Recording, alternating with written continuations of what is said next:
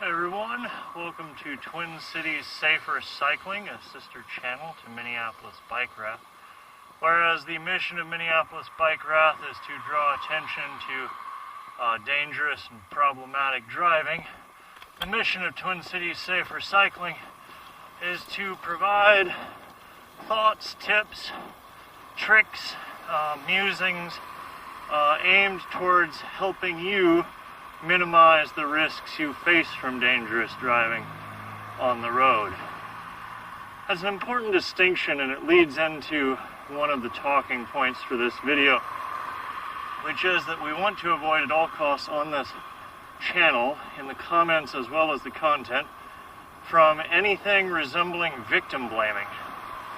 Now, this comes up frequently when motorists discuss bicyclist behavior, or when media cover incidents of bicycle motor vehicle crashes, which is that immediately the discussion turns to behavior in which the cyclist was engaged that might have increased their risk or failed to minimize their increased risk of crash.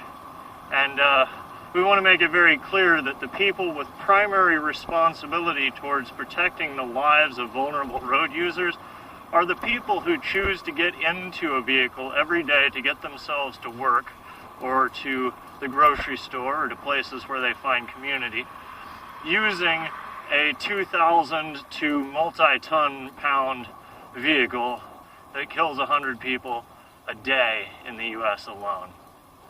People who make that choice have the responsibility to keep others safe on the road at all costs. And I never want anything I say on this channel, no matter how poorly I may have phrased it in the moment, to be construed as victim blaming, as putting the responsibility on a vulnerable road user to keep themselves from getting hurt by illegal or dangerous activity on the part of a motor vehicle operator. Another caveat I need to put at the head of this channel is that I have a few characteristics myself that may differ from similar characteristics in you that might affect how you view these videos and what you take away from them. First of those is that I've been doing this very close to 10 years, about 9.5 years, commuting most days, and commuting most days by bicycle. So I have a lot of experience. I also have instincts based on that experience that have served me pretty well for about the last 3.5 years since my last injurious crash.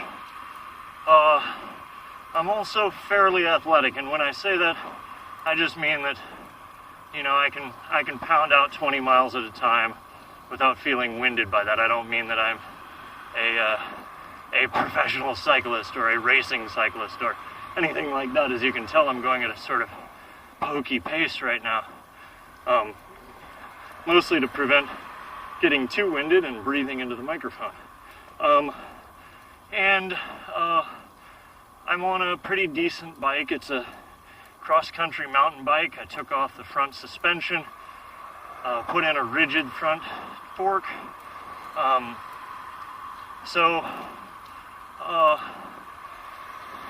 the last characteristic being that I have a very high tolerance for perceived danger. And what that means is that a lot of things that other folks might be frightened by on the road, I just am not frightened by, either through genetic chance or internalization of what I know to be true to be dangerous or non-dangerous on the road. Those characteristics are important to bear in mind when thinking about your own cycling safety needs on the road. If you're not quite as athletic, some of these maneuvers might not be safe for you, or might not feel safe, and that's where that perception of danger comes in. If you feel really scared by doing something on the road that I do in these videos, even if I say it's the safest option, if you're scared it's not the safest option, it's gonna get you fucked up. So, absolutely do not feel pressure to do anything that I demonstrate on this channel that you find to be frightening, because that will be doing the opposite of what I'm trying to accomplish with this channel. Finally, do please feel free to post comments, musings of your own, corrections if you believe me to be in need of them. I've found myself that objective studies show that I'm correct about 123.7% of the time, so I doubt there will be that many of those comments.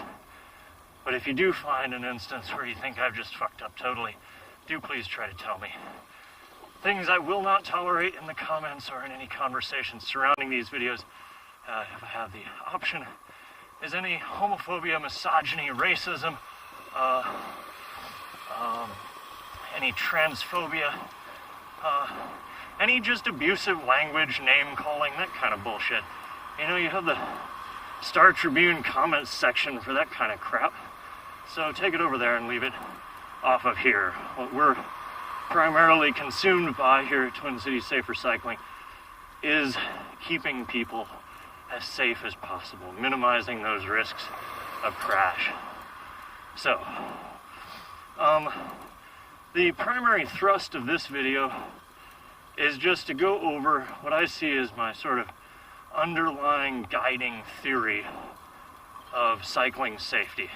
And it starts with a discussion of moral versus legal obligations.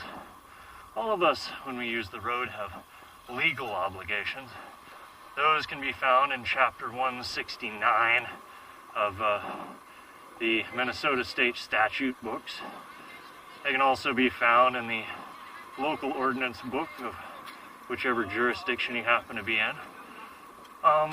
And legal obligations are important to know, but in terms of the primary guidance for safe behavior on the road, I find our moral obligations are much more significant. And that's, to boil it down, I mean, the road is a dangerous place. The road, strictly by virtue of the job it does, is a place where people are injured and killed. And so in a very real sense, it is a moral testing ground for principles that we may arrive at beforehand. And the principle that I use to guide my thought on road safety is a supreme responsibility towards those that the vehicle you have chosen to use as your transportation might hurt. So every road user, whatever vehicle or lack of vehicle they may choose to use to get around, as long as they're in control of that vehicle, obviously buses are a big exception to this for people riding them, but no matter what vehicle you have chosen to use to get around town, you have a supreme obligation, an obligation that trumps all legal obligation and all other moral obligations, to keep absolutely certain, to the greatest degree possible to you as a human being, given your skills and abilities, to make absolutely certain your vehicle does no damage, puts no one at risk, frightens no one on the road. And that is a supreme responsibility. So let's look at how that affects moral responsibilities for each type of road user. So, motorists have a supreme moral responsibility towards every other road user, right? They can hurt or kill every other type of road user. So their supreme responsibility is towards everyone on the road. Now, cyclists have the same supreme responsibility, but the target of that responsibility is smaller. The target includes cyclists and pedestrians. We can't hurt a motorist. That's never happened in Minneapolis. Chances of it happening are about as rare as getting struck by lightning. So we cross off our moral responsibility to motorists and we focus instead on our moral responsibility towards cyclists and other road users, or pedestrians, other vulnerable road users. And pedestrians have some degree of supreme moral responsibility towards cyclists, because that is the one class of road user, other than other pedestrians, to whom they could do a lot of damage with their bodies.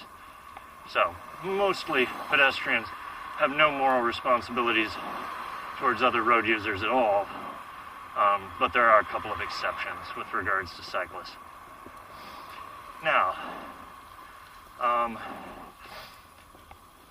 that means that, in my view, and I really don't see how anyone with a decent moral compass could argue otherwise, in my view, the priority list for any road user is priority number 1, ensure that you do no damage and put no one in danger and scare no one with your vehicle of choice. Number 2, to protect your own life to the greatest extent possible. Note, this is not a moral responsibility. We don't recognize a supreme moral responsibility towards your own life. So if you ride without handlebars, maybe that's unsafe. But if you ride without your hands on the handlebars around a bunch of pedestrians and you swerve around them, then you're failing in your supreme responsibility, because you are putting other people in danger, frightening other people, potentially hurting other people. So second priority when I ride is keeping myself alive. Right? Alright. Third responsibility is following the law. Note that following the law comes behind the first 2 obligations.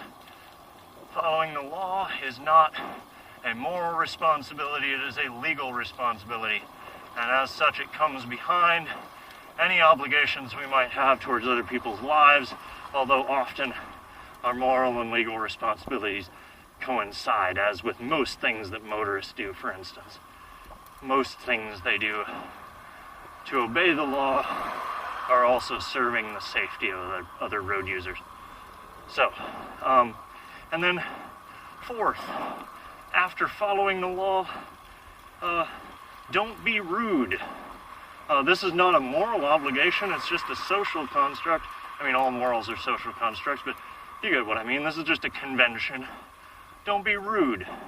There's no need to be, so avoid it as much as possible. However, note that not be rude is way below don't hurt other people and keep yourself alive. And that means if you have to make a motorist wait 2.5 seconds to pass you, and if that causes you even a fractional increase in safety, fucking do it. Screw their 2.5 seconds. I don't give a shit. It's your life. You have a right to protect it. And if disobeying the law buys you even a fractional increase in your chance of getting home alive and puts no one else in danger, that's an important caveat, puts no one else in danger, then fuck the law. Get home alive. The law will still be there tomorrow, and you might not be. So stay alive before everything else, except for other people's lives. And then last priority when you're on the road is get anywhere efficiently or quickly. That is the last thing you should be worried about on the road. It is far less important than following the law, far less important than not being rude to people, far, far less important than your own life, and it's damn sure less important than everyone else's. So, those are the priorities that I operate on and on which my entire curriculum regarding cycling safety is built. If you disagree, you're probably a monster. But if you do disagree, please feel free to comment below with your non-abusive, non-transphobic, non-homophobic, non-misogynistic, non-racist comment. All else will be deleted. I had a fun time nattering at you in your ear hole. I hope you didn't mind listening to me natter. There will be more content coming up. It will move quickly from this theoretical framework into actual practical tips, tricks, and musings. So stay tuned. Let me know what you'd like to hear about.